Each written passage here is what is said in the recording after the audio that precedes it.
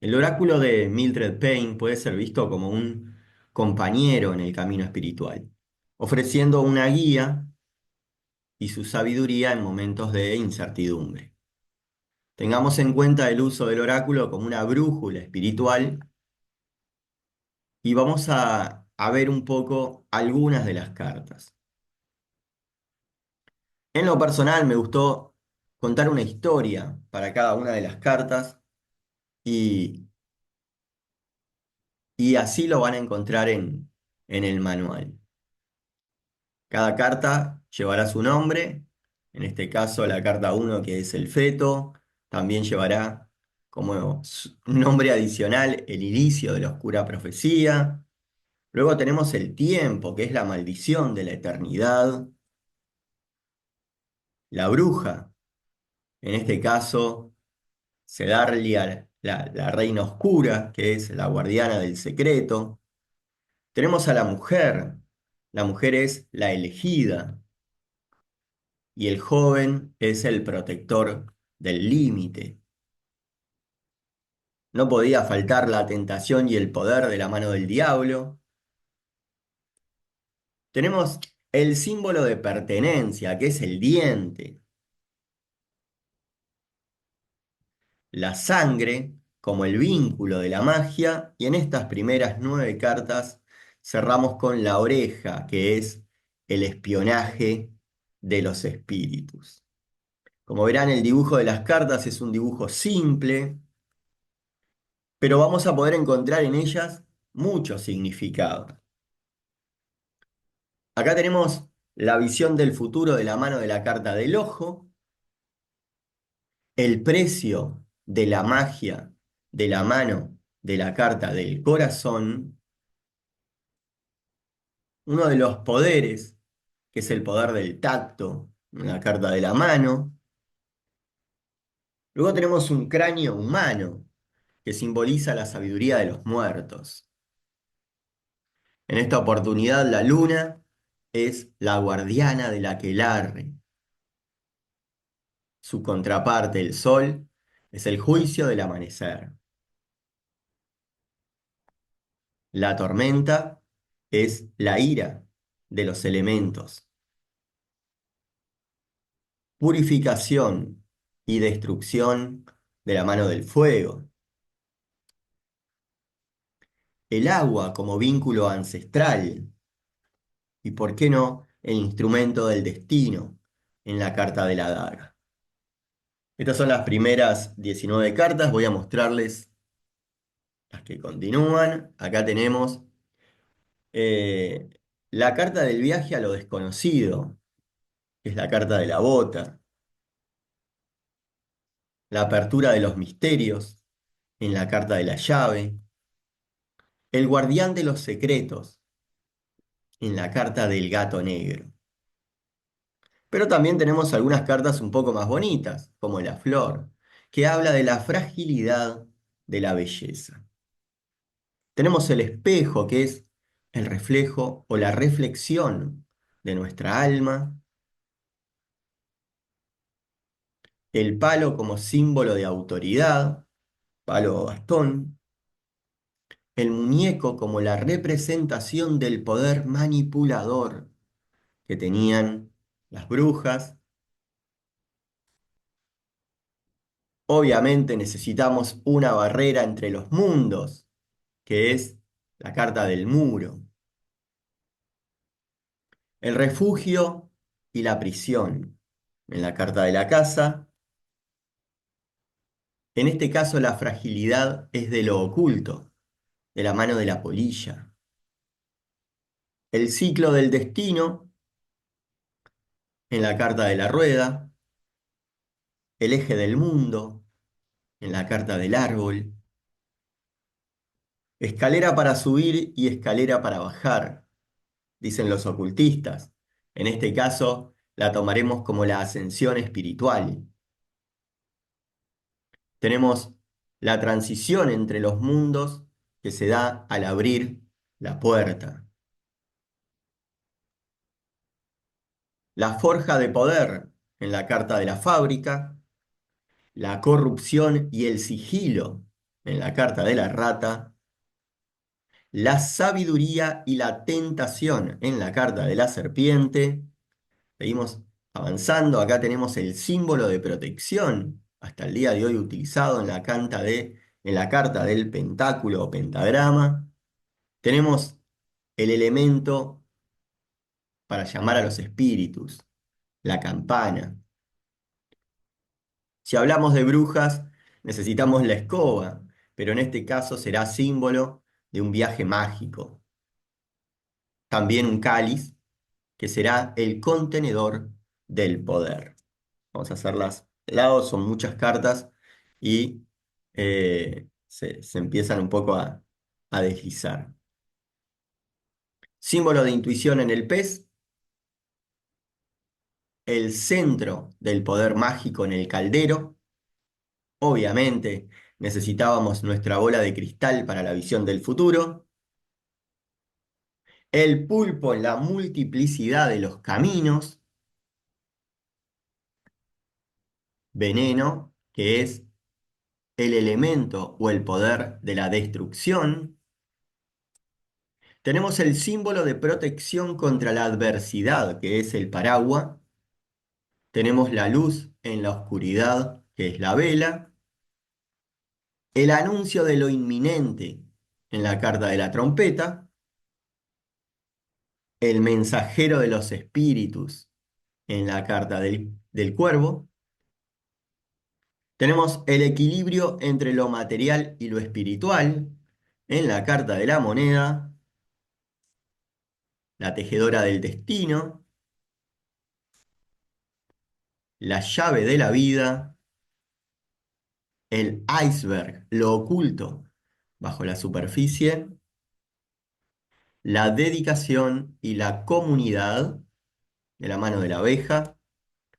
La contemplación y la sabiduría en la carta de la pipa. El corte del pasado en la carta del hacha. La transformación y la adaptación. Luego tenemos a Saturno, que nos habla de la disciplina y la sabiduría del tiempo. Luego tenemos el lazo de la unidad, la fuerza de la persistencia, el camino hacia el destino en la carta de un pie, el poder de la decisión en el tridente, la guía en la oscuridad en el faro, el propósito y la determinación, la paloma, que es la paz y el mensaje divino. Teníamos el veneno, acá tenemos el antídoto, que es la salvación en la adversidad, esperanza e inspiración, el trabajo duro y la preparación, la armonía y la conexión espiritual, la memoria de los ancestros en la carta del hueso, la ligereza del alma y la inspiración en la carta de la pluma, y cuando hay un búho hay sabiduría y hay claridad en la noche. Tenemos la carta de la pureza y la fuerza inquebrantable, la autoridad y el conocimiento, la conexión con la tierra y también la curación, la protección y el refugio, la esperanza y la guía celestial en la carta del cometa, la defensa y la resiliencia en la carta del escudo o blindaje, el castigo y la disciplina, el misterio y el renacimiento, la unión y el límite, el conocimiento y el poder de la intención, el guardián y el poder supremo, la purificación y la sabiduría sanadora, el potencial y el crecimiento, Las últimas dos cartas tenemos la pasión y la destrucción creativa de la mano del volcán y el escarabajo, la regeneración y el ciclo eterno. Para todos aquellos que se animen a participar del curso que vamos a iniciar mañana de este oráculo, quiero contarles que vamos a ver muchas cosas interesantes y vamos a tratar de darle una mirada diferente a lo que estamos acostumbrados. Por ejemplo, la carta que cierra, la carta del escarabajo, que como les decía es una carta que habla de la regeneración y el ciclo eterno, ¿sí? En nuestro manual encontraremos para esta carta también una pequeña historia o un pequeño mensaje. El escarabajo es el símbolo de la regeneración y el ciclo eterno, ¿no? Y representaba la vida que sigue adelante, incluso después de la muerte. Y las brujas respetaban al escarabajo como un símbolo de renacimiento y transformación. Rini, al ver un escarabajo cruzar su camino, comprendió que la muerte no era el final, sino el comienzo de un nuevo ciclo, y que su aquelarre siempre encontraría la manera de renacer y prosperar. Un poco lo que vamos a hacer nosotros. Además de trabajar cada carta de manera independiente, vamos también a trabajar los grupos, porque no sé si ustedes se han dado cuenta a medida que fuimos avanzando de que tenemos varios grupos de cartas. Por ejemplo, hay grupos donde encontramos astros y elementos celestiales, digamos, o elementos del cosmos. Hay un cometa, hay una luna, hay un sol, está Saturno. Después vamos a encontrar partes del cuerpo. Si estuvieron prestando un poco de atención a las cartas que pasamos, teníamos el diente, el oído, la oreja, la mano, el corazón, el ojo, los huesos, el pie y algunas más. Después tenemos varias cartas que nos hacen referencia a la naturaleza. Teníamos la flor, la polilla, el árbol, la abeja. Y así vamos a encontrar grupos de cartas. Vamos a trabajar con estos grupos de cartas. Por ejemplo, déjenme darles un ejemplo de cómo vamos a dejar este trabajo por ahí. Vamos a darles un ejemplo de cómo trabajaríamos estos aspectos o cómo los vamos a estudiar. Acá tenemos el agua, el fuego, la tormenta. No, el sol no. Déjenme ver qué otra. Tenemos dos cartas más para este grupo. Eh, tenemos el iceberg. Vamos a ponerlas un poquito más arriba para que se puedan ver.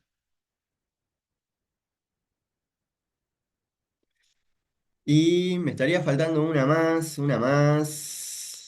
que sería, a ver, ¿dónde está? Es la penúltima carta, la carta del volcán. Acá está. Y este grupo de cartas, es un grupo que eh, representa fuerza, representa poder, representa la naturaleza en su forma más pura. Acá tenemos eh, agua, fuego, tormenta, volcán y iceberg. Y son estos elementos simbolizan lo que es la purificación, la destrucción, la renovación y la dualidad de la vida, ¿no? Entonces, con estas cartas, nosotros encontramos que las mismas nos sugieren una capacidad de enfrentarnos a los desafíos y emerger transformados, ¿no? Eso es algo que todas las cartas comparten, más allá de las definiciones puntuales que cada una de ellas tiene. Y además de trabajar con los grupos de cartas, que vamos a ver que tenemos 10 grupos de cartas, vamos a trabajar también tiradas.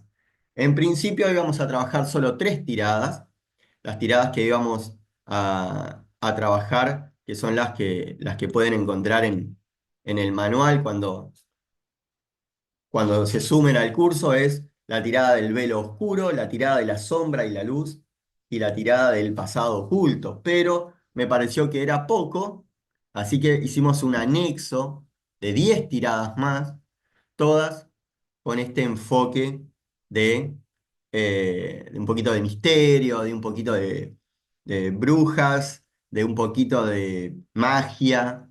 Entonces, bueno, quería mostrarles las cartas para quienes no las conocen, quería contarles un poquito de lo que vamos a ver mañana. Así que si todavía no se han sumado, este es un buen momento.